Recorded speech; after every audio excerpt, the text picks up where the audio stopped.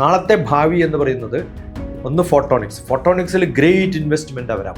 നാളത്തെ ഇലക്ട്രോണിക്സ് എന്ന് പറയുന്നത് ഇലക്ട്രോണിക്സ് ആവില്ല, ഫോട്ടോണിക്സ് ആണ്.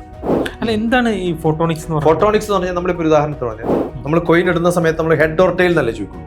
ഹെഡും ടെയിലും അല്ലാത്തൊരവസ്ഥയില്ല അല്ലേ, അത് കറങ്ങി വീഴുന്ന സമയത്ത് അത്തരം ഡീറ്റെയിൽസ് ഒരു തേർഡ് ക്വാഡ് വെച്ചിട്ട് പറയുകയാണെങ്കിൽ അതാണ് ക്വാണ്ടം കമ്പ്യൂട്ടിംഗ് എന്ന് പറയുന്നത്. അതുകൊണ്ടാണ് എല്ലാ നല്ല ഇൻവെസ്റ്റേഴ്സും സ്റ്റോക്ക് മാർക്കറ്റിൽ എന്തിലാണ് ഇൻവെസ്റ്റ് ചെയ്യുന്നത് വെച്ചാൽ സിൽവറിലാണ് ഇൻവെസ്റ്റ് ചെയ്യുന്നത്, കോപ്പറിലാണ്. കാരണം ഇനി വരാൻ പോകുന്ന എക്യുപ്മെന്റ്സ് ഇപ്പൊ നോക്കിയാൽ തന്നെ നമ്മൾ ഫോണിന്റെ വില കുറഞ്ഞു വന്നിരുന്നു. ഇനി വരാൻ പോകുന്ന ഫോണിന്റെ വില വളരെ കോസ്റ്റ്ലിയാണ്. അപ്പൊ ഈ ഓട്ടോമാറ്റിക് കാർ വന്നു കഴിഞ്ഞാൽ അതൊരു ഡ്രൈവർ വെക്കുന്ന കഴിഞ്ഞ് കൂടുതൽ എക്സ്പെൻസീവ് ആയിരിക്കും. ക്വാണ്ടം കമ്പ്യൂട്ടിങ്ങും ഫോട്ടോണിക്സും വരുമ്പോൾ കേരളം നേരിടാൻ പോകുന്ന ഏറ്റവും വലിയ പ്രശ്നം എന്തായിരിക്കുന്നത്? ഇതിനെതിരെ സമരം വരും. ഈ മൈക്രോസോഫ്റ്റും വിൻഡോസും ഒക്കെ അവസാനിക്കാറായോ? അല്ലെങ്കിൽ ഈ AI ഇൻ്റഗ്രേഷൻ അല്ലെങ്കിൽ ക്ലൗഡ് കമ്പ്യൂട്ടിങ് ഇതൊക്കെ വന്നതിന് ശേഷം അല്ലെങ്കിൽ ഇനി വന്നു കഴിഞ്ഞു, എന്തായിരിക്കും ഇതിൻ്റെയൊക്കെ ഭാവി? പക്ഷേ ഈ ഒരു ചോദ്യത്തിന് കാരണം ഇപ്പം മാർക്കറ്റ് വാല്യൂ അല്ലാണ്ട് ഇടിഞ്ഞിരിക്കുന്നു. ഏത് ബിസിനസ്സും ഡെവലപ്പ് ചെയ്യണമെങ്കിൽ അതിൻ്റെ ഓഹരി വിപണി എന്ന് പറയുമല്ലോ നമ്മൾ, അതിൻ്റെ ഗ്രോത്ത് നോക്കിയിട്ടാണ് ഇൻവെസ്റ്റേഴ്സ് ഇൻവെസ്റ്റ് ചെയ്യുക. കഴിഞ്ഞ ഒരു വർഷത്തിൽ അത് നമ്മുടെ TCS ആയാലും സർവീസ് കമ്പനികളുണ്ടല്ലോ, അവർ ഡിപ്പെൻഡ് ചെയ്യുന്ന പല കമ്പനികളും ഡൗൺ ആയി. അപ്പോൾ അവർ പേ ചെയ്യുന്ന ലൈസൻസ് ഫീയിലാണ് ഇത്തരം സോഫ്റ്റ്വെയർ കമ്പനികൾ വളരുന്നത്. അത് മൈക്രോസോഫ്റ്റ് ആയാലും ആപ്പിൾ ആയാലും ആമസോൺ ആയാലും നെറ്റ്ഫ്ലിക്സ് ആയാലും ഗൂഗിൾ ആയാലും ഒറാക്കിൾ എന്ന് പറയുന്ന സോഫ്റ്റ്വെയർ ആയാലും ഇതെല്ലാം കൂടി മാംഗോ എന്നാണ് പറയുക. അപ്പോൾ ഈ മാംഗോന് വല്ലാത്ത ഇടിവണ്ടി ഇപ്പോൾ അതിലാരും ഇൻവെസ്റ്റ് ചെയ്യുന്നില്ല. അപ്പോൾ ആ ഇൻവെസ്റ്റ്മെൻറ്റ് പോകുമ്പോൾ എന്ത് പറ്റും? പുതിയതായിട്ടുള്ള രംഗങ്ങളൊന്നും വരില്ല. എന്താണ് അതിന് കാരണം? എന്താ ഇൻവെസ്റ്റ്മെന്റ് എന്ന് പറഞ്ഞാൽ ഇൻവെസ്റ്റേഴ്സ് എല്ലായിടത്തും ഞാനൊരു ഇൻവെസ്റ്ററാണ്. ഞാൻ നോക്കുക എന്താണ്, ഏതാണ് ഉയരുന്നത് അതിലേക്ക് ഞാൻ ഇൻവെസ്റ്റ് ചെയ്യും. ഇപ്പം ഇൻവെസ്റ്റ് ചെയ്തിരുന്ന ഇതിലൊക്കെ ഇൻവെസ്റ്റ് ചെയ്യുന്നവരുന്ന് അവിടെ നിന്നൊക്കെ ക്യാഷ് വിത്ത്ഡ്രോ ചെയ്തിട്ട്, സ്റ്റോക്ക് വിത്ത്ഡ്രോ ചെയ്തിട്ട്, എൻ്റെ ഷെയർ വിത്ത്ഡ്രോ ചെയ്തിട്ട് ഞാൻ ഇൻവെസ്റ്റ് ചെയ്യുന്നത് AI കമ്പനികളിലാണ്. കാരണം ഇവരൊക്കെ ഡിപ്പെൻഡ് ചെയ്യുന്ന AI കമ്പനിക്ക് പേ ചെയ്യണം. അപ്പോൾ ഏതിനാണ് ഡിമാൻഡ് കൂടുക? AI കമ്പനിക്ക്. അപ്പോൾ ഞാൻ AI കമ്പനിയിലേക്ക് ഇൻവെസ്റ്റ് ചെയ്യുന്നു. AI കമ്പനിക്ക് ഏറ്റവും കൂടുതൽ അത്യാവശ്യം എന്താണ്? ഇപ്പോൾ സെമി കണ്ടക്ടേഴ്സ് നമ്മളൊരു പ്രാവശ്യം ചെയ്തതാണ്. ആ സെമി കണ്ടക്ടേഴ്സ് വേണം. ഇപ്പോൾ സെമി കണ്ടക്ടറിൽ അവർ ഇൻവെസ്റ്റ് ചെയ്യും. സെമി കണ്ടക്ടറിൽ ഇൻവെസ്റ്റ് ചെയ്യുമ്പോൾ എല്ലാ ഹാർഡ്വെയറിലും വരുന്ന കോപ്പറും സിൽവറും. അപ്പോൾ ഇപ്പം ഞാൻ അടുത്ത ഇൻവെസ്റ്റ്മെൻറ്റ് എന്തിലായിരിക്കും? കോപ്പറിലും സിൽവറിലും. അല്ല TPS, ഈ AI കമ്പനികൾ എല്ലാം നഷ്ടത്തിലാണല്ലോ.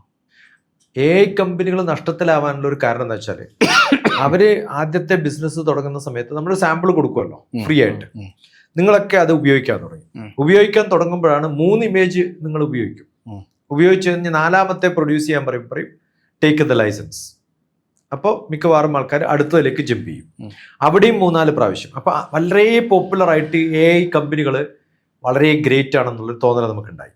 മിക്കവാറും പിന്നെ ഓഫീസസ് ഒക്കെ എന്ത് ചെയ്തു? അവരുടെ മാൻ പവറിനൊക്കെ പുറത്താക്കി. അതിന് പകരം AI മതി എന്നുള്ളൊരു തോന്നൽ.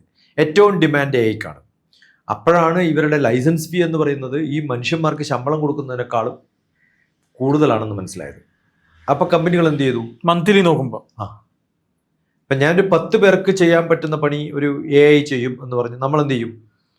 10 പേരെ പിരിച്ചു വിട്ടു. പക്ഷേ AI കമ്പനിക്ക് കൊടുക്കുന്ന ലൈസൻസ് ഫീ ഉണ്ടല്ലോ, അതിനേക്കാളും കൂടുതലാണ്. അതോടെ റിലയൻസ് മൊബൈൽ ഫ്രീ കൊടുത്ത് അല്ലെങ്കിൽ നെറ്റ് ആദ്യം ഫ്രീ കൊടുത്ത് നമ്മളെയൊക്കെ വരിക്കാരാക്കിയതിന് ശേഷം ഇപ്പൊ പൈസ മേടിച്ച പോലെയാണ്. അപ്പോൾ അവരൊക്കെ എന്ത് ചെയ്തു? ഈ കമ്പനികളിൽ നിന്നൊക്കെ അവരുടെ ലൈസൻസ് വേണ്ട നിങ്ങൾ തീരുമാനിച്ചു. ഇപ്പൊ ക്ലാഡിനൊക്കെ പറ്റുന്നത് അങ്ങനെയാണ്. മിക്കവാറും ആൾക്കാർ ഇതൊരു വിത്ത്ഡ്രോ ചെയ്തപ്പോൾ കമ്പനികൾ പിന്നെയും അതിന്റെ സ്റ്റോക്ക് ഡൗൺ ആയി. അപ്പോൾ ഇൻവെസ്റ്റേഴ്സ് ഇല്ല. അപ്പോൾ എവിടെയാണോ ഇൻവെസ്റ്റേഴ്സ് വരുന്നത് അവിടെയാണ് ബിസിനസ് പ്രോസ്പെക്ട്സ് ഉണ്ടാവുക. അപ്പോഴേ അവർക്ക് ഗ്രോത്ത് ഉണ്ടാവുള്ളൂ.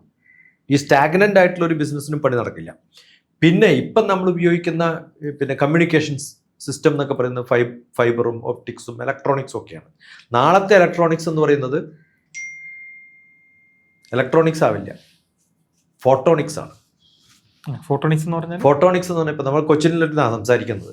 കൊച്ചിൻ യൂണിവേഴ്സിറ്റിയിൽ ഫോട്ടോണിക്സ് ഡിപ്പാർട്ട്മെന്റ് ഉണ്ട്. MSc photonics, MTech photonics. അപ്പോൾ ഇന്നത്തെ കമ്മ്യൂണിക്കേഷൻ എന്ന് പറയുന്നത് ഫോട്ടോ സ്പീഡിലാണ്, ലൈറ്റ് സ്പീഡിലാണ്. അപ്പോൾ അതിലേക്ക് നമ്മൾ കുറേ ഇൻവെസ്റ്റ്മെന്റ് വരും. ഇനി വരാൻ പോകുന്ന ഇലക്ട്രോണിക്സ് ലൈറ്റിന്റെ കണ്ടക്ടിവിറ്റിയുടെ സ്പീഡിനേക്കാൾ കുറവാണ് ഇലക്ട്രോണിക്സിന്റെ കണ്ടക്ടിവിറ്റി. എപ്പോഴും അങ്ങനെയാണല്ലോ. ഇപ്പൊ ഫൈബർ ഓപ്റ്റിക്സ് എന്ന് പറയുന്ന ലൈറ്റ് സ്പീഡിലല്ലല്ലോ പോകുന്നത്. അതിൻ്റെ ഒരു 1000 ടൈംസ് അല്ലെങ്കിൽ 1,00,000 ടൈംസ് ലെസ്സറാണ് എല്ലാ ഇലക്ട്രോണിക്സും. ഒന്ന് ഫോട്ടോണിക്സ്, നാളത്തെ ഭാവി എന്ന് പറയുന്നത് ഒന്ന് ഫോട്ടോണിക്സിൽ ഗ്രേറ്റ് ഇൻവെസ്റ്റ്മെന്റ് വരാൻ പോകുന്നത്. അല്ല, എന്താണ് ഈ ഫോട്ടോണിക്സ് എന്ന് പറഞ്ഞാൽ? ഫോട്ടോണിക്സ് എന്ന് പറഞ്ഞാൽ നമ്മളിപ്പോൾ ഒരു ഉദാഹരണത്തിന് പറഞ്ഞാൽ എളുപ്പം പറയാം, വലിയ ബുദ്ധിമുട്ടുള്ള കാര്യമാണ്, പക്ഷെ ഞാൻ മനുഷ്യന്മാർക്ക് മനസ്സിലാവുന്ന വിധത്തിൽ പറയാം, സാധാരണ മനുഷ്യന്മാർക്ക് മനസ്സിലാവുന്നത്. അതാണ് വേണ്ടത്. നമ്മളിപ്പോൾ ഒരു തുള്ളി വെള്ളം, ആ തുള്ളി വെള്ളം ഒരു ഗ്ലാസ്സിലെ വെള്ളത്തിലേക്ക് ഒരു ഫില്ലർ കൊണ്ട് ഇങ്ങനെ ഇടാതിരിക്കാം. ഇടുന്ന സമയത്ത് ഒരു വൈബ്രേഷൻസ് ഉണ്ടാവില്ലേ? ഓക്കെ. നമ്മളത് എങ്ങനെ വൈബ്രേഷൻ ഉണ്ടാവുന്നത്? ആ വെള്ളം വീഴുമ്പോൾ അത് പൊളിയും, ആ ഒരു തുള്ളി പൊളിഞ്ഞിട്ട് പീസ് ആവും. ആ പീസ് ആയിട്ട് എല്ലായിടത്തേക്കും തെറിക്കും. ഞാനതിൻ്റെ പടം, ഞാനിപ്പോൾ കൊച്ചിൻ യൂണിവേഴ്സിറ്റി ഫോട്ടോണിക്സ് ഡിപ്പാർട്ട്മെന്റിൽ നിന്ന് ഇതിൻ്റെ കണ്ടിന്യൂസ് ആയിട്ടുള്ള വീഡിയോ എടുത്തിട്ട് അതിൻ്റെ വീഡിയോ പ്രോസസ്സിങ്, ഇമേജ് പ്രോസസ്സിംഗ് ആണ് എൻ്റെ വിഷയം. അപ്പോൾ അന്ന് ഇതിനെ ഹെൽപ്പ് ചെയ്തിട്ടുണ്ട്. അപ്പോൾ നമുക്കറിയാം അതിങ്ങനെ തെറിക്കുന്നത് കാണുമ്പോൾ ഓരോ തെറിക്കുന്ന സ്ഥലത്താണ് ഈ വേവ്സ് ഉണ്ടാവുന്നത്. ആ സ്പീഡിനെ കുറിച്ച് നമ്മൾ എങ്ങനെയാണ് ഇത് നടക്കുന്നതെന്ന് കണ്ടുപിടിക്കുന്നത് ഫോട്ടോണിക്സ് ആണ്. അപ്പോൾ എങ്ങനെയാണ് വേവ് പാറ്റേൺസ് ഉണ്ടാവുന്നത്, അതാണല്ലോ കമ്മ്യൂണിക്കേഷൻ. അപ്പോൾ ഇതുപയോഗിച്ചിട്ട് നമുക്ക് കമ്മ്യൂണിക്കേഷൻസിനെ കുറിച്ച് പഠിക്കാൻ പറ്റുമോ?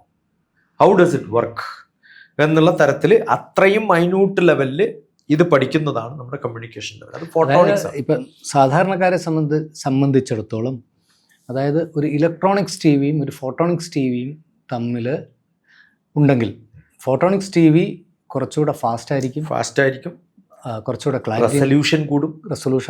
റെസൊല്യൂഷനാണ് ക്ലാരിറ്റി. അപ്പോൾ ഈ ചെറിയ പാറ്റേൺസ് പോലും നമ്മൾ കാണുന്നുണ്ടല്ലോ, ആ കാണാൻ പറ്റുന്ന തരത്തിൽ എത്ര നമ്പർ ഓഫ് ടൈംസ് നമുക്ക് ഇതിനെ ഫ്രെയിംസിനെ ഡിവൈഡ് ചെയ്യാൻ പറ്റും, നമ്പർ ഓഫ് ഫ്രെയിംസ്, അത് കൂട്ടാൻ പറ്റും. ഇനി ഇതിൻ്റെ കമ്പ്യൂട്ടിങ്ങോ, സാധാരണ നമ്മളൊരു സാധനം പറയുന്നത്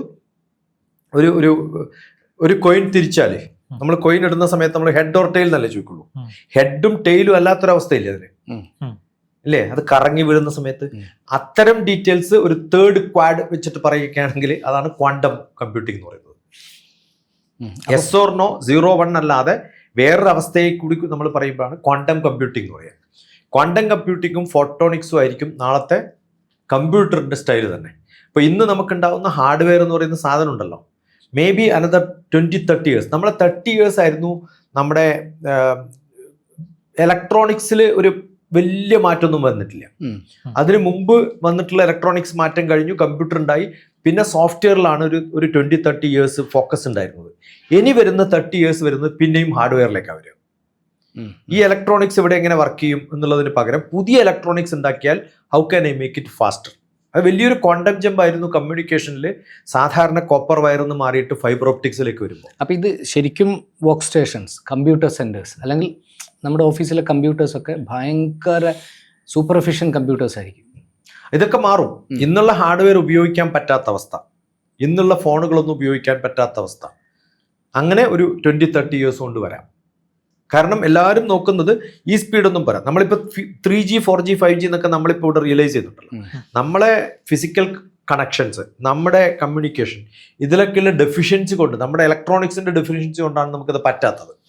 ഇതിലും കുറച്ചും കൂടി ഫാസ്റ്ററും ആയിട്ടുള്ളൊരു സംഭവം വരുമ്പോൾ ലോകത്തെല്ലായിടത്തും ഇലക്ട്രോണിക്സോ കമ്മ്യൂണിക്കേഷനോ വരാൻ പോകുന്നത് യൂണിഫോമിറ്റി വരും.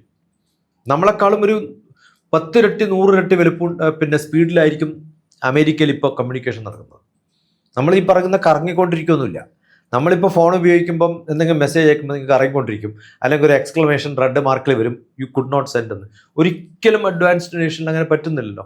കാണിക്കുന്ന 5G തന്നെയാണ് ഇവിടെയും അവിടെയും. റിയലൈസബിൾ സ്പീഡ് ഉണ്ടല്ലോ. പക്ഷേ യു എസിൽ ഞാൻ ഞെട്ടിപ്പോയൊരു കാര്യം, ഇപ്പോഴും അവിടെ വീഡിയോ കാസറ്റ് പ്ലേയേഴ്സ് ബുക്ക് ചെയ്യുന്നു, എല്ലാം വർക്ക് ചെയ്യുന്നുണ്ട്. നമ്മളിപ്പോൾ പറഞ്ഞ ഈ സംഭവമില്ലേ, ഞാനിപ്പോൾ നമ്മുടെ ജിമീറ്റ് വിളിക്കാൻ വേണ്ടിയിട്ട് ഇവിടുത്തെ ഒരു കുട്ടി എനിക്ക് എന്തെങ്കിലും ഡൗട്ട് ചോദിക്കുമ്പോൾ ഉടനെ കണക്ട് വിത്ത് ജിമീറ്റ് എന്ന് പറഞ്ഞു തരും. അമേരിക്കയിൽ നിന്ന് ഞാൻ ജിമീറ്റ് എന്ന് പറഞ്ഞാൽ ഉടനെ അവർ ചോദിക്കും, I should ask permission my father, we don't have it, I don't know where to get it എന്ന് പറയും. നമ്മൾ മോസ്റ്റ് അഡ്വാൻസ്ഡ് എന്ന് പറയുന്ന സ്ഥലത്ത് അവർക്ക് they don't use as common as this. വളരെ റെസ്ട്രിക്റ്റഡ് ആണ്. ഒരു വിഭാഗം അങ്ങ് വളർന്നു വലുതായിട്ട്. പക്ഷെ കോമൺ ആയിട്ട് നോക്കുന്ന സമയത്ത് നമ്മളാണ് കുറച്ചും കൂടി വളരെ അഡ്വാൻസ്ഡ് ആയിട്ട് മാറി.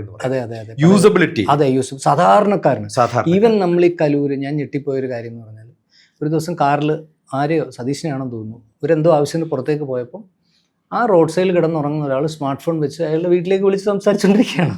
അല്ല നമ്മളിപ്പോ നമ്മൾ പറഞ്ഞാൽ ചിലപ്പോൾ കേൾക്കുന്ന പ്രേക്ഷകർക്ക് ഇത് അതിശയോക്തി തോന്നി. അല്ല നമ്മുടെ ഇപ്പം ഭിക്ഷക്കാരുണ്ടല്ലോ പാലത്തിന്റെ അടിയിൽ കിടന്നുറങ്ങുന്ന ഒരാൾ പുതപ്പൊക്കെ ഉണ്ട്, കാര്യമുള്ള സ്മാർട്ട് ഫോൺ വെച്ച് അയാൾ വീട്ടിലേക്ക് വീഡിയോ കോളിൽ സംസാരിച്ചോണ്ടില്ല. എത്രയോ രാജ്യങ്ങൾ ഇന്ത്യയിൽ വന്നിരിക്കുന്നു. How do you send money with ഈ നമ്മുടെ GPay എന്ന് പറയുന്ന ഒറ്റയടിക്ക് ടപ്പ് എന്ന് പറഞ്ഞ അയക്കുന്ന ഡിജിറ്റൽ പേയ്മെന്റിനെ പഠിക്കാൻ. അമേരിക്കയില് ഒരു ബാങ്കിൽ നിന്ന് മറ്റേ ബാങ്കിലേക്ക് എനിക്കൊരു ഇൻഡിവിജ്വൽ ടു അനദർ ഇൻഡിവിജ്വൽ അയക്കണമെങ്കിൽ 24 മണിക്കൂർ 48 മണിക്കൂർ വേണം. ഈവൻ ടുഡേ ഇപ്പോഴും. പിന്നെ എവിടെയാണ് ഇന്റർനെറ്റും ബാക്കി കാര്യങ്ങളും ഇതൊക്കെ ഉപയോഗിക്കുന്നത്? അവരുടെ നമുക്ക് ഇത്രയും ഫ്രീഡം ഉള്ളത് പോലെ അല്ലെങ്കിൽ ഇത്രയും സാധാരണക്കാർ ഉപയോഗിക്കുന്നത് പോലെ അവിടെ ഒന്നും ഇപ്പോഴും ഉപയോഗിച്ചില്ല. നമ്മുടെ നമ്പർ ഓഫ് യൂസേഴ്സ് കൂടുമ്പോഴാണ് ഇതൊക്കെ പ്രൊഡക്ടിവിറ്റി കൂടുമ്പോൾ, അപ്പോഴും അതിൻ്റെ സെയിൽസ് കൂടുമ്പോഴേ ഇതിന് ബിസിനസ് ആക്കിയിട്ട് മാറ്റാൻ പറ്റുള്ളൂ. അവിടെ ഇപ്പോഴും അവരൊന്നും ഉപയോഗിക്കാത്ത കുറേ ആൾക്കാർ. സതീശേ, ഈ UPI ട്രാൻസാക്ഷനെ പറ്റി ഇന്ത്യയുടെ മുൻപത്തെ ഫിനാൻസ് മിനിസ്റ്റർ പ്രായോഗികമല്ല എന്ന് പറഞ്ഞ രാജ്യത്താണ് ലോകത്തെ ഞെരിച്ചുകൊണ്ട് UPI ട്രാൻസാക്ഷൻ നടക്കുന്നത്. അല്ല, ഇത് പഠിക്കാൻ വേണ്ടി വെസ്റ്റേൺ ആൾക്കാർ ഇവിടെ വന്നിട്ട് ഇന്ത്യയിൽ നിന്ന് പഠിച്ചിട്ടുണ്ട് ഇത് എങ്ങനെ നടക്കണമെന്ന് അറിയാൻ വേണ്ടിയിട്ട്. അപ്പം നമ്മുടെ ഡെവലപ്മെന്റ് എന്ന് പറയുന്നത് ഈ ഒരു ലിമിറ്റഡ് സ്പീഡിൽ പോലും നമ്മൾ നടക്കുന്ന ട്രാൻസാക്ഷൻസ്, നമ്മൾ ചെയ്യുന്ന ബിസിനസ് നാളെ കുറേ സ്പീഡ് കൂടിക്കഴിഞ്ഞാൽ എങ്ങനെയായിരിക്കും ആലോചിച്ച് നോക്കൂ. അപ്പൊ ഹാർഡ്വെയർ ആദ്യമായിട്ട് മാറ്റം വരുന്ന ഒരു കാലത്ത് നിന്ന് ഇനി വരാൻ പോകുന്ന ഒരു കാലത്തേക്കുള്ള ഒരു ക്വാണ്ടം ജമ്പ് ഉണ്ടല്ലോ. ക്വാണ്ടം കമ്പ്യൂട്ടിംഗ് നമ്മൾ ഈ ടോക്ക് തുടങ്ങുന്നതിന് മുമ്പ് ഞാനും സതീശോട് സംസാരിച്ചുകൊണ്ടിരുന്നപ്പോൾ ഞങ്ങൾക്കുണ്ടായ ഒരു സംശയമുണ്ട്. അപ്പോൾ ഈ ഒരു അതായത് ബിസിനസ്, ഇപ്പോൾ ഈ ഇതിനെ ഒന്നുകൂടെ ഈ പ്രേക്ഷകർക്ക് നമുക്ക് മനസ്സിലാവുന്ന രീതിയിൽ നമ്മളൊന്ന് വിശദീകരിക്കുകയാണെങ്കിൽ, നമുക്ക് കമ്പ്യൂട്ടറും സോഫ്റ്റ്വെയറും ഹാർഡ്വെയറും ഒക്കെ നമുക്കുണ്ടെങ്കിൽ തന്നെയും ഇതൊരു വലിയ ഇൻഡസ്ട്രിയായി നിലനിൽക്കുമ്പോൾ, ഇപ്പം AI-ക്ക് മുൻപും AI-ക്ക് പിൻപുമുള്ള ഇൻ്റർനെറ്റ് മേഖലയെപ്പറ്റി നമ്മളൊന്ന് ഡിവൈഡ് ചെയ്ത് ചിന്തിക്കാം. ഇപ്പോൾ AI വരുന്നതിന് മുൻപ് വലുതായതെല്ലാം സോഫ്റ്റ്വെയർ കമ്പനികളാണ്, അല്ലെങ്കിൽ സോഫ്റ്റ്വെയർ സർവീസ് പ്രൊവൈഡേഴ്സാണ്. ഇപ്പോൾ ഇൻ്റർനെറ്റ് സ്ഥാപിച്ച കമ്പനികളെക്കാൾ ഒരു പക്ഷേ ആസ്തി കൂടിയത് ഗൂഗിളിനാണ്, അല്ലെ ഫേസ്ബുക്കിനാണ്, അല്ലെങ്കിൽ നെറ്റ്ഫ്ലിക്സിനാണ്.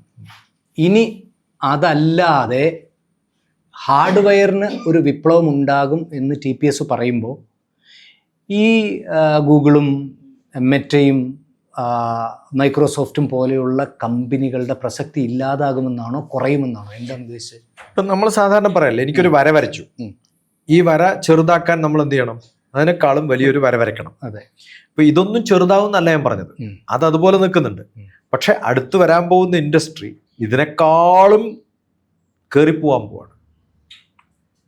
എനിക്ക് ഡെവലപ്മെന്റ് ഉണ്ടാവണമെങ്കിൽ ഞാൻ എന്ത് ചെയ്യണം? ഇൻവെസ്റ്റ് ചെയ്യണം. ആ ഇൻവെസ്റ്റ്മെന്റ് ഇതിനകത്ത് വരില്ലേ? ഇനി സോഫ്റ്റ്വെയറിൽ വരില്ല. ഓക്കെ. അല്ല, ഇത് ഈ ക്ലൗഡ് കമ്പ്യൂട്ടറൊക്കെ ഭാഗമായിട്ട് ഇപ്പോൾ ഞാൻ മനസ്സിലാക്കിയത് എന്താ വെച്ച് കഴിഞ്ഞാൽ, നമ്മളിപ്പോൾ ഒരു കമ്പ്യൂട്ടർ ആണെങ്കിൽ ആ കമ്പ്യൂട്ടർ നമ്മൾ വാങ്ങി കഴിയുമ്പോൾ നമുക്ക് കുറേ സോഫ്റ്റ്വെയർ അതിനകത്തേക്ക് നമ്മൾ ഇൻസ്റ്റാൾ ചെയ്യണം. ഇൻ ഫ്യൂച്ചറിൽ ഇപ്പോൾ ഇതൊരു പക്ഷേ നെറ്റ്ഫ്ലിക്സോ യൂട്യൂബോ വർക്ക് ചെയ്യണ പോലെ വേറെ എവിടെയെങ്കിലും ഇരുന്നിട്ടുള്ള ഒരു സെർവറിൽ നിന്ന് നമ്മളുടെ കമ്പ്യൂട്ടറിലേക്ക് വെരി ഫാസ്റ്റ് ആയിട്ടൊരു കണക്ടിവിറ്റിയോട് കൂടി വർക്ക് ചെയ്യുന്ന ഒരു മോഡലിലായിരിക്കുമോ വരിക? നമ്മളിപ്പോൾ ഒരു ഉദാഹരണം പറയാം. ഇപ്പം നമ്മൾ Gmeet അല്ലെങ്കിൽ Zoom എന്നൊക്കെ പറയുന്നുള്ളൂ, അതിനേക്കാളും നന്നായിട്ട് ഉപയോഗിക്കുന്നത് യാഡ് ഞാനിപ്പോൾ ഇന്ത്യയിൽ ഉപയോഗിക്കുമ്പോൾ ലൈസൻസ് വേണം. ഓക്കെ. അതേ സമയത്ത് ഞാൻ ഏതെങ്കിലും വേറെ രാജ്യത്തെ ഉപയോഗിച്ചിട്ട് അത് ഇവിടുന്ന് എങ്ങനെയെങ്കിലും മാനിപ്പുലേറ്റ് ചെയ്തിട്ട് ചെയ്യാമെന്ന് വിചാരിക്കാം. അതിനുള്ള ട്രിക്ക് ഇപ്പോൾ അവൈലബിൾ ആണ്. നമ്മളിപ്പം വാട്സപ്പ് അവൈലബിൾ അല്ല ഗൾഫിൽ, ഉടനെ നമ്മൾ എന്ത് ചെയ്തു? ഉപയോഗിക്കാൻ പറ്റുന്ന പുതിയൊരു മെത്തേഡ് കണ്ടുപിടിക്കും. ഇതൊക്കെ സോഫ്റ്റ്വെയർ വെച്ചിട്ടല്ലേ മാനേജ് ചെയ്യുന്നത്. അപ്പോൾ സോഫ്റ്റ്വെയർ കമ്പനികൾ ഇത് വിൽക്കുന്നവരെന്ത് ചെയ്യും? അവർക്ക് ബിസിനസ് കുറയും. കാരണം ഇതിലൊക്കെ ട്രിക്ക് ഉപയോഗിക്കാൻ പറ്റും നമുക്ക്.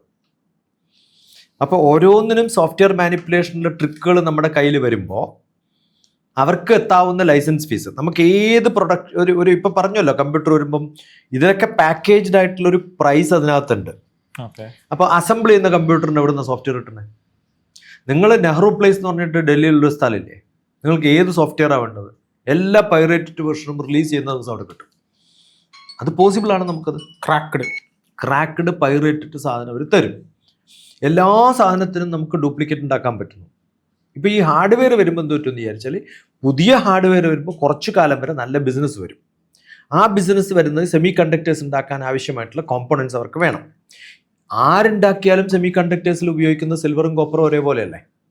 അപ്പോൾ നമ്പർ ഓഫ് പുതിയ സിസ്റ്റംസ് ഉണ്ടാക്കുന്ന സമയത്ത് അവർക്ക് അതിനുള്ള ഇൻവെസ്റ്റ്മെൻറ്റ് വരുന്നത് ബേസിക് കോമ്പണൻസിലാണ്. അപ്പോൾ അടുത്ത് വരാൻ പോകുന്ന ബിസിനസ്സൊക്കെ ബേസിക് കോമ്പോണൻസ് ഇൻഡസ്ട്രീസാണ്. അതുകൊണ്ടാണ് ഇന്ത്യ സെമി കണ്ടക്ടേഴ്സിൽ ഇൻവെസ്റ്റ് ചെയ്യണമെന്നും നമുക്കിവിടെ മാനുഫാക്ചറിങ് തുടങ്ങണമെന്നും ഒക്കെ പറയുന്നത്. അതല്ലെങ്കിൽ എന്ത് ചെയ്യും, ഇവിടെയുള്ള സിൽവറൊക്കെ ആൾക്കാർ മേടിച്ചുകൊണ്ട് പോയിട്ട് പുറത്ത് ബിസിനസ് തുടങ്ങും. ഇപ്പോൾ കളക്ട് ചെയ്യാണ്. എപ്പോഴാണ് ഡിമാൻഡ് കൂടുമ്പോഴല്ലേ പ്രൈസ് കൂടുന്നത്. ഇപ്പോൾ സിൽവറിൻ്റെ പ്രൈസ് എന്തുകൊണ്ടാണ് എല്ലാ നല്ല ഇൻവെസ്റ്റേഴ്സും സ്റ്റോക്ക് മാർക്കറ്റിൽ എന്തിലാണ് ഇൻവെസ്റ്റ് ചെയ്യുന്നത് വെച്ചാൽ സിൽവറിലാണ് ഇൻവെസ്റ്റ് ചെയ്യുന്നത്, കോപ്പറിലാണ്. കാരണം ലോകത്തിലെ പല ആൾക്കാരും ഇത് മേടിക്കാൻ തുടങ്ങി. തായ്വാൻ മേടിക്കാൻ തുടങ്ങി, ചൈന മേടിക്കാൻ തുടങ്ങി, കാണുന്നിടത്തൊക്കെ മേടിക്കുകയാണ്. ഇപ്പം ഡിമാൻഡിൻ്റെ ഒരു സാറ്റിസ്ഫൈ ചെയ്യാൻ പറ്റാത്ത അടുത്ത 10 വർഷത്തേക്ക് ഇത്രയാണ് ഡിമാൻഡ് എന്ന് നമുക്കറിയാം.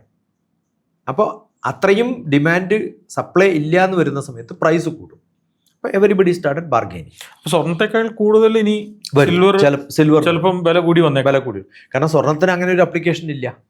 ഇപ്പോൾ ആലോചിച്ച് നോക്കുക, ഇന്ന് നമ്മൾ ഈ ഓർണമെന്റ്സ് എന്ന് പറഞ്ഞിട്ടിടുന്ന സാധനത്തിനേക്കാളും വില കോപ്പറിനും സിൽവറിനും ഒക്കെ വരികയാണെങ്കിൽ എന്തായിരിക്കും സ്ഥിതി? നമ്മൾ കോപ്പറും സിൽവറും വിൽക്കാൻ തുടങ്ങും, അല്ലെങ്കിൽ നല്ല റിച്ച് ആയിട്ടുള്ള ആൾക്ക് അത് മേടിക്കാൻ തുടങ്ങും. പലയിടത്തും ഒളിച്ചു വെച്ചിട്ടുള്ള പഴയ സാധനങ്ങളൊക്കെ പുറത്തേക്ക് വരും. അങ്ങനെയാണ് വിപണി ഉണ്ടാവുക.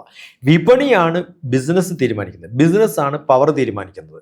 കൺസ്യൂമേഴ്സാണ് ഇതിനൊക്കെ ഡിമാൻഡ് ഉണ്ടാക്കുന്നത്. കൺസ്യൂമേഴ്സാണ് പ്രൊഡക്ഷൻ തീരുമാനിക്കുന്നത്. അത് സോഫ്റ്റ്വെയർ കോപ്പി ചെയ്യാം, ഹാർഡ്വെയർ കോപ്പി ചെയ്യാൻ പറ്റില്ല. ഹാർഡ്വെയർ മെഷീൻ നമ്മുടെ കയ്യിൽ വേണ്ടേ, അതിനെ ക്രാക്ക് ചെയ്യാൻ പറ്റില്ല. ഉണ്ടാക്കാൻ തന്നെ വേണം. അപ്പോൾ എന്ത് ചെയ്യും, ഇത്തരം ഇൻസ്ട്രുമെൻറ്റ്സ് ഒക്കെ ഉണ്ടാക്കുന്നതിന് പകരം പുതിയ തരത്തിൽ ഉണ്ടാക്കാൻ തുടങ്ങും. ആ പുതിയ തരത്തിൽ ഉണ്ടാക്കുമ്പോഴേ എനിക്ക് ഡിമാൻഡ് ഉണ്ടാക്കാൻ പറ്റുള്ളൂ. അതാണ് ഇനി ഉണ്ടാവാൻ പോകുന്ന ബിസിനസ്. അപ്പോൾ പുതിയ ജനറേഷനിൽ ഇതൊക്കെ നോക്കി നിൽക്കുന്ന ഇൻവെസ്റ്റേഴ്സ് ഉണ്ട്. നമ്മുടെ വിചാരം ഇപ്പം നമ്മൾ ഈ ജെൻസി എന്ന് പറയുന്നതും ഈ ജെൻ ആൽഫ എന്ന് പറയുന്നവരുണ്ടല്ലോ, അവർ ചെയ്യുന്ന ബിസിനസ് അവരുടെ ഓഫീസ് വർക്കിനെക്കാളും അവർക്ക് കിട്ടുന്ന ശമ്പളത്തിൽ നമ്മളൊക്കെ പണ്ട് സ്ഥലം മേടിച്ചിട്ടുണ്ടാവും, അല്ലെങ്കിൽ വേറെ എവിടെയെങ്കിലും ഇൻവെസ്റ്റ് ചെയ്യണ്ടാവും. അവരിപ്പം നോക്കുന്നതൊക്കെ മാർക്കറ്റിലാണ്. എനിക്കറിയുന്ന കുറേ സ്റ്റുഡൻസ് ഉണ്ട്, അവരുടെയൊക്കെ ഇൻവെസ്റ്റ്മെൻറ്റ് മാർക്കറ്റിലാണ്. അവരെന്തിലാണ് ചെയ്യണമെന്ന് ഞാനിപ്പം ഒരു ജനറൽ അന്വേഷണം നോക്കുമ്പോൾ നമുക്ക് മനസ്സിലാകുന്ന അവരൊക്കെ ചെയ്യുന്നത് സിൽവറും കോപ്പറിലും ഒക്കെ. അപ്പോൾ എന്താണോ ഡിമാൻഡ് അത് കണ്ടുപിടിക്കാനല്ല, അടുത്ത കുറേ വർഷത്തേക്ക് എന്താണ് നടക്കാൻ പോകുന്നത്, അതാണ് ഞാൻ പറഞ്ഞ ഈ മാംഗോ ആൻഡ് പിന്നെ സ്റ്റോക്ക് മാർക്കറ്റ് എഫക്റ്റ് എന്ന് പറയുന്നതാണ്. That's what is going to happen. അപ്പോൾ ഈ ക്വാണ്ടം കമ്പ്യൂട്ടിങ്ങും ഫോട്ടോണിക്സിലും ഫോക്കസ് ചെയ്താൽ ഇനിയും ജീവിതം മാറ്റി കുറേ പിടിക്കാൻ പറ്റും. അതായിരിക്കും എന്നാണ്. IBM ഇപ്പം ഞാൻ പറയുന്നത്, ഇപ്പം അമേരിക്കൻ പ്രസിഡന്റ് ഏത് കമ്പനിയാണ് സപ്പോർട്ട് എന്ന് വെച്ചാൽ IBM-നെയാണ്. ന്യൂസ് വന്നു കഴിഞ്ഞു. ഇതേ IBM ആണ് ചന്ദ്രബാബു നായിഡു 5000 പേരെ IBM-ൽ റിക്രൂട്ട് ചെയ്യാൻ വേണ്ടിയിട്ടാണ് ഇപ്പോൾ എഞ്ചിനീയറിംഗ് കോളേജിൽ പഠിപ്പിക്കുന്നത്. ഞാൻ യൂണിവേഴ്സിറ്റിയിൽ വൈസ് ചാൻസലർ ആയിരുന്ന സമയത്ത് എല്ലാ കുട്ടികൾക്കും ക്വാണ്ടം കമ്പ്യൂട്ടിംഗ് പഠിപ്പിക്കണം. കമ്പൽസറി പേപ്പറാണ്. അത് നിങ്ങൾ ഫസ്റ്റ് ഇയർ ആണെങ്കിലും 4th ഇയർ ആണെങ്കിലും. നമ്മൾ സാധാരണ ഒരു പേപ്പർ ഇൻട്രൊഡ്യൂസ് ചെയ്യുമ്പോൾ 2nd ഇയറിൽ ഇൻട്രൊഡ്യൂസ് ചെയ്യാന്നല്ലേ പറയാ, അല്ലെങ്കിൽ 1st ഇയറിൽ അല്ലെങ്കിൽ 4th ഇയറിൽ. ഇതിപ്പോൾ അങ്ങനെയല്ല പറഞ്ഞിരിക്കുന്നത്. 1st ഇയറിലും ഇൻട്രൊഡ്യൂസ് ചെയ്യണം, 4th ഇയറിൽ. കാരണം ഈ 4th ഇയർ പോകുന്നതിന് മുമ്പ് അവരെ പഠിപ്പിക്കണം. ഫസ്റ്റ് ഇയർകാർ അടുത്ത 4 വർഷവും ഇതിൻ്റെ കണ്ടിന്യൂഷൻ പഠിക്കണം, ഹയർ ആൻഡ് ഹയർ ഗ്രേഡ്. മനസ്സിലാവുണ്ടോ? അപ്പോൾ അദ്ദേഹത്തിൻ്റെ ഗ്യാരണ്ടി IBM ഒരു കോൺട്രാക്ച്വൽ എഗ്രിമെൻറ്റ് വിത്ത് ചന്ദ്രബാബു നായിഡു എന്താ വെച്ചാൽ IBM-ന് ആവശ്യമായ 5000 എംപ്ലോയീസിനെ ആന്ധ്രാപ്രദേശ് കൊടുക്കാൻ പോവുകയാണെന്ന്. എന്ത് ധൈര്യത്തിലാണ് പറയണമെന്ന് ആലോചിക്കും. അപ്പോൾ എങ്ങനെയാണ് അത് ഉണ്ടാക്കുക? അപ്പോൾ ഈ എല്ലായിടത്തും ഈ ക്വാണ്ടം കമ്പ്യൂട്ടിങ്ങിൻ്റെ ഒരു കാലം ഒരു 5 വർഷത്തിനകം വരുമെന്നാണ് വരും. അത് തുടങ്ങിയത് ഇപ്പല്ല, കുറേ വർഷമായി. പക്ഷെ അത് ഇപ്പോഴാണ് ഒരു ബൂസ്റ്റ് വന്നത്. അപ്പോൾ ക്വാണ്ടം ബയോസയൻസിൽ എങ്ങനെയാണ് ക്വാണ്ടം മെക്കാനിക്സ് പറ്റുക, കമ്പ്യൂട്ടേഷനിൽ എങ്ങനെയാണ്, അപ്പോൾ പുതിയ ഹാർഡ്വെയർ ഒക്കെ മാറും. അപ്പോൾ ഫോട്ടോണിക്സും ക്വാണ്ടം കമ്പ്യൂട്ടിംഗ് കൂടെ വന്നാൽ നമ്മുടെ വീട്ടിലൊക്കെ പഴയ റേഡിയോ ഇരിക്കുന്നത് പോലെ നമ്മളിപ്പോൾ ഉപയോഗിച്ചിരിക്കുന്ന എക്യുപ്മെന്റുകളെല്ലാം അതൊക്കെ എടുത്ത് കളയും. നമ്മൾ പണ്ട് റേഡിയോ വെക്കുന്ന ഒരു അല്ലേ അച്ഛൻ ഉപയോഗിച്ചാണെന്നൊക്കെ പറഞ്ഞിട്ടല്ലേ. എൻ്റെ വീട്ടിലൊക്കെ ഇപ്പോഴും വാൽവ് റേഡിയോ ഞങ്ങൾ സൂക്ഷിച്ചു വെച്ചിട്ടുണ്ട്. അല്ല, ഈ AI വന്ന പോലെ തന്നെ ഇത് ഒരു സമയം കഴിയുമ്പോൾ കോസ്റ്റ്ലി ആവും, അല്ലെങ്കിൽ ഇനിയുള്ള ചേഞ്ചും കോസ്റ്റ്ലി ആയിരിക്കില്ലേ? കാരണം ഇതിന് കറണ്ട് കൂടുതൽ വേണം. അത് മാത്രമല്ല അങ്ങനെ അല്ലേ? അല്ല, AI ഉപയോഗിക്കുമ്പോൾ തന്നെ കറണ്ട് കൂടുതൽ വേണം. ക്വാണ്ടം കമ്പ്യൂട്ടിങ്ങിന് എഫിഷ്യൻസി കൂടുന്നു എന്നുള്ളത്. ഇനി വരാൻ പോകുന്ന എക്യുപ്മെന്റ്സ് ഇപ്പൊ നോക്കിയാൽ തന്നെ നമ്മൾ ഫോണിന്റെ വില കുറഞ്ഞു വന്നിരുന്നു. ഇനി വരാൻ പോകുന്ന ഫോണിന്റെ വില വളരെ കോസ്റ്റ്ലി ആവും. ഇപ്പൊ തന്നെ ആപ്പിളിന്റെ വിലകൾ കുറെ കൂടി. അതുകൊണ്ടാണ് കാരണം അവർ പ്രൊഡക്ഷൻ നിർത്താൻ പോവാണ്. ഈ സ്വിച്ച് ചെയ്യാൻ വേണ്ടിയിട്ട് ഇവർക്കറിയാം ഇതിനി അധികം ചെലവാവില്ല. അപ്പൊ എന്ത് ചെയ്യും? പണ്ട് പ്രൊഡ്യൂസ് ചെയ്യുന്നതിനേക്കാളും നമ്പർ ഓഫ് ഫോൺസ് കുറച്ചാണ് ചെയ്യുക. പക്ഷെ ഈ ഉപയോഗിക്കുന്നവർക്ക് അത് വേണം താനും. അവരെന്തുകൊണ്ടാണ് പ്രൊഡ്യൂസ് ചെയ്യാത്തത്? അവർക്കറിയാം ഇത് മാറ്റി ഞാൻ പുതിയൊരു സ്റ്റൈലിലേക്ക് മാറാൻ പോവാണ്. ഇത് വല്ലാത്തൊരു ട്രാൻസിഷൻ ടൈമാണ്. അല്ല, ഈ ഫോണിന്റെ ഒക്കെ ഭാവി എന്തായിരിക്കും? അപ്പോൾ അതിന് പുതിയ കുറേ രംഗങ്ങൾ വരും. പുതിയ രംഗങ്ങൾ വരും. ഇനിയും ഇനിയും ഇനി നമ്മൾ display പഴയ ചുരുങ്ങാതിരിക്കും. വർക്ക്ഷോപ്പ്, നമ്മുടെ പഴയ വർക്ക്ഷോപ്പുകൾ സതീഷിന്റെ ഫോണിനുള്ള ഭാവിയാണ്. ഞാൻ എന്റെ ഭാവി എന്താവും നമ്മളെല്ലാം പഠിച്ചെടുക്കട്ടെ. അല്ല, നമ്മൾ പറയുന്നത് പഴയ മെക്കാനിക്കൽ എഞ്ചിനീയേഴ്സ് ആ. എല്ലാ മെക്കാനിക്കലും ഓരോ സാധനം സ്പാർക്ക് അഴിച്ചു നോക്കി എല്ലാം റിപ്പയർ ചെയ്തിരുന്ന വെഹിക്കിളില്ലേ. ഇപ്പൊ എന്താ ചെയ്യണത്? നേരെ കമ്പ്യൂട്ടറിൽ കണക്ട് ചെയ്താൽ അത് കണ്ടുപിടിക്കും എവിടെയാണ് കുഴപ്പമെന്ന്. അതെ, അത് അങ്ങനെ തന്നെ റീപ്ലേസ് ചെയ്യും. റിപ്പയർ ഇല്ല, റീപ്ലേസ്മെന്റ്. replace ചെയ്യുള്ളൂ. പണ്ടത്തെ ട്രീറ്റ്മെന്റ് ഇല്ല. ഇപ്പൊ സർജറി നടക്കുന്ന എന്താണ്? നിങ്ങൾക്ക് ഹാർട്ടിന് അപ്പുറം ഹാർട്ട് റീപ്ലേസ് ചെയ്യാം. അപ്പൊ അതേപോലൊരു അവസ്ഥയിലാണ് വരാൻ പോകുന്നത്. ആരും റിപ്പയർ ചെയ്യില്ലല്ലോ ഫോൺ റിപ്പയർ ചെയ്യുന്നതിനേക്കാളും ചീപ്പറാണ് ചിലപ്പോൾ ഫോൺ മേടിക്കുന്നത്. വാങ്ങുന്നത്. ആ കാലം മാറിയിട്ട് ഇനി ഒന്നിനും ഹാർഡ്വെയർ പുതിയതാവുമ്പോൾ എന്ത് ചെയ്യും? ഇതൊന്നും റിപ്പയർ ചെയ്യാൻ കിട്ടാത്ത അവസ്ഥ വരും. പല കമ്പനികളാണ്. ഫോർഡ് കമ്പനി എന്തുകൊണ്ട് പൂട്ടിപ്പോയി? ഇന്ത്യയിൽ അതിന് റിപ്പയറിങ്ങിന് സ്പെയർ പാർട്ട് കിട്ടുന്നില്ല. അതുകൊണ്ട് എല്ലാവരും ഫോർഡ് വിറ്റ് തുടങ്ങി. അപ്പം നാളെ ഒരു കാലം വരും, ഇപ്പം നമ്മൾ കാണുന്ന ഈ ഫോൺ റിപ്പയർ സെൻറ്റേഴ്സ് ഒക്കെ മാറും. കാരണം അതിനൊന്നും ഡിമാൻഡ് ഉണ്ടാവില്ല, അവർ കളയേണ്ടി വരും. പുതിയ കമ്പനികൾ.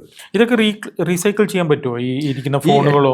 നാളെ ഉണ്ടാവാൻ പോകുന്ന ഏറ്റവും വലിയ വേസ്റ്റ് എന്ന് പറയുന്നത് ഇലക്ട്രോണിക് വേസ്റ്റ് ആണ്, നമ്പർ 1. അതെ, ഈ റീപ്ലേസ് കൂടുമ്പോൾ ഇതൊന്നും ഇപ്പൊ ഒരു സെൻസർ വണ്ടിയുടെ വർക്ക്ഷോപ്പിലൊക്കെ നമ്മൾ ചെല്ലുമ്പോൾ ഏറ്റവും കൂടുതലാണ് ആക്രിക്കാർ കൊണ്ടുപോകുന്നത് ഈ സെൻസേഴ്സ്, അങ്ങനെയുള്ള കുറേ പ്ലാസ്റ്റിക് പാർട്സുകളെല്ലാം റീപ്ലേസ് ചെയ്ത സാധനം. ഓയിൽ ഫിൽറ്റേഴ്സ് ആയിക്കോട്ടെ, സാധനങ്ങളെല്ലാം നേരത്തെ അതൊക്കെ ക്ലീൻ ചെയ്ത് ഉപയോഗിക്കുന്ന സാധനം.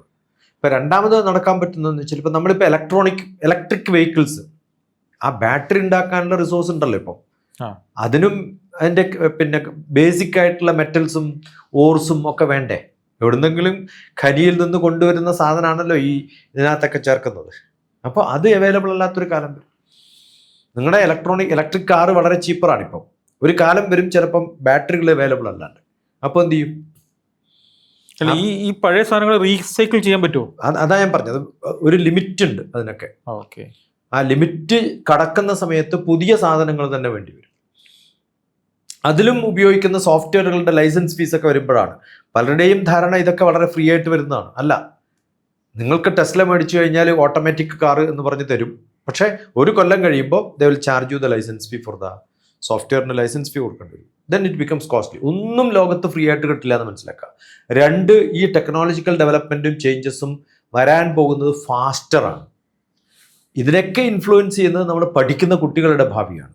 അപ്പോൾ ഈ ഓട്ടോമാറ്റിക് കാർ വന്നു കഴിഞ്ഞാൽ അതൊരു ഡ്രൈവർ വെക്കുന്ന കഴിഞ്ഞും കൂടുതൽ എക്സ്പെൻസീവ് ആയിരിക്കും. ഡ്രൈവറെ വെക്കണ്ടല്ലോ. അല്ല, ഇന്ത്യയെ സംബന്ധിച്ചിടത്തോളം എക്സ്പെൻസീവ് അല്ല. ഇന്ത്യയിൽ നമുക്ക് ചീപ്പറായിട്ട് ഒരാളെ കിട്ടുന്നതുകൊണ്ട് ഞാൻ ഇലക്ട്രിക്കലാക്കുന്നതിനേക്കാളും. എന്തുകൊണ്ടാണ് ഇത് അമേരിക്കയിൽ ഇത്രയും വളരെ സുലഭമായിട്ട് കിട്ടുമ്പോഴും ഇന്ത്യയിൽ ചെയ്യാത്തത്? ഇന്ത്യയിൽ നമുക്ക് ആൾക്കാരെ കിട്ടും, ഡ്രൈവറെ കിട്ടും. അമേരിക്കയിൽ കിട്ടാത്തതുകൊണ്ട് അവിടെ ആവശ്യമാണ്, അവിടെ ആവശ്യമുള്ളത് കൊണ്ടാണ് അവർ ഇൻവെന്റ് ചെയ്തത്. Got it? മനസ്സിലായി. അപ്പോൾ ഓരോരാളുടെയും. പക്ഷേ ഈ ക്വാണ്ടം കമ്പ്യൂട്ടിങ്ങും ഫോട്ടോണിക്സും വരുമ്പം കേരളം നേരിടാൻ പോകുന്ന ഏറ്റവും വലിയ പ്രശ്നം എന്തായിരിക്കും? ഇതിനെതിരെ സമരം വരും. അല്ല, ഞാൻ കമ്പ്യൂട്ടറിനെതിരെ കൊച്ചിൻ യൂണിവേഴ്സിറ്റിയിൽ സമരം ചെയ്തതാണ്. ബുദ്ധിയില്ലാത്ത കാലത്ത് ഞാൻ പഠിക്കണത് 1984-86 കമ്പ്യൂട്ടർ വന്ന് ആൾക്കാരുടെ പണി പോകുന്നുണ്ട്, സമരം ചെയ്യുന്ന ഗ്രൂപ്പിൽ ഞാനും ചേർന്നിട്ടുണ്ട്. അതേ യൂണിവേഴ്സിറ്റിയിൽ 20 വർഷത്തിന് ശേഷം മൾട്ടിമീഡിയ പഠിപ്പിക്കാനും കമ്പ്യൂട്ടർ പഠിപ്പിക്കാനും ഞാൻ ഗസ്റ്റായിട്ട് പോയിട്ട് ടീച്ചേഴ്സ് ട്രെയിനിങ് ഒക്കെ നടത്തുമ്പോൾ അവിടെയുള്ള എൻ്റെ പഴയ, ഞാൻ MSc ചെയ്യുമ്പോൾ അവിടെ രജിസ്ട്രാർ ആയിരുന്നാണ്. പണ്ട് സമരം ചെയ്ത ആളായി. അപ്പൊ നമ്മളെപ്പോഴും അങ്ങനെയാണല്ലോ, എല്ലാത്തിനെയും എതിർക്കുകയും. അല്ലെ, തവമാതാ പതിവ്രത അർത്ഥം എന്ന് അറിയണമെന്നില്ല, നെഹി നെഹി എന്നാ പറയാ. അർത്ഥം നിന്റെ അമ്മ പതിവ്രതയാണോ എന്നാണ് ചോദിക്കുന്നത്. എല്ലാത്തിനെയും നെഹി എന്ന് പറഞ്ഞു തുടങ്ങുന്ന ഒരു പാരമ്പര്യം നമുക്കുണ്ട്. അത് മാറും. മനുഷ്യന്മാർ ബോധമുള്ളവരായിട്ട് മാറാൻ വലിയ കാലമൊന്നും വേണ്ട. അപ്പോൾ ക്വാണ്ടം കമ്പ്യൂട്ടിങ്ങിനെയും ഫോട്ടോണിക്സിനെയും നമുക്ക് അരയും തലയും മുറുക്കി വരവേൽക്കാം. Thank you.